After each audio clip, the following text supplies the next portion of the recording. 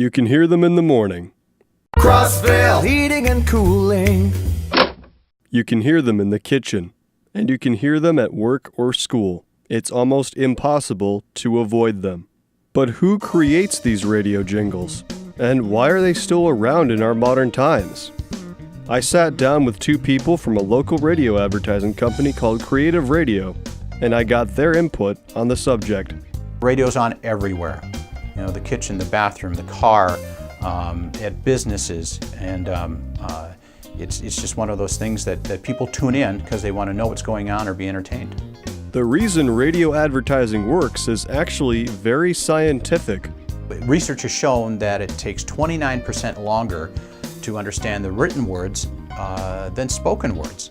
You know, written words enter through the eyes the iconic memory and rattles around for about a second before it dissipates.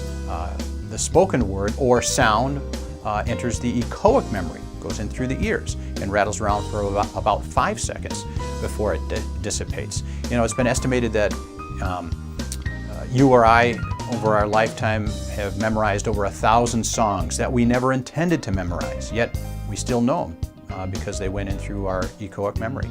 Mr. Nordstrom then tells me the step-by-step process they take when creating a radio advertisement. The first step is to sit down with the business owner or manager or marketing manager, whoever that might be, assigned to for that particular business, and finding out some things about that business. What are their objectives? What's their goal with their advertising? What are some of the things they're trying to accomplish? And doing a fact-finding mission to help us come up with some ideas to make a memorable ad. Writing the music, mostly for the jingles that we create, comes from our head writer, Greg Armstrong, and we literally compose 90% of what we create from the ground up. Many of the pieces that we put together have never been heard before until they play for the first time on the radio for that particular business. After the jingle's written, Greg sends me the bed via, over the Ethernet, and we record it into my computer. And then we mix the bed, and then we bring in the singers, and then we have a studio for that where they sing and we record that, and also lay down guitar parts or other miscellaneous instruments that need to be added to it. And once that's done, then we mix it all together, and then we send out a demo. Singers for the jingles come from a variety of places, but we've developed relationships over the many years. Our lead writer, Greg Armstrong, has been in bands in the past, and in that world you get to know a lot of very talented people.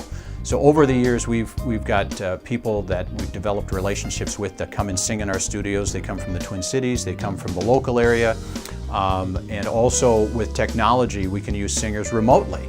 If they have their own home studio, we can send them the lyrics, and we can send them the music, and we can send them what we call maybe a scratch track on how we want it sung, and that singer can sing it in their own home studio and then send it back via the internet to us, so we can mix it out, all the different parts in our studios, and polish it up. So technology's really helped to allow us a variety of different singers, but our singers have come from a lot of places because of all the relationships we've developed over the years.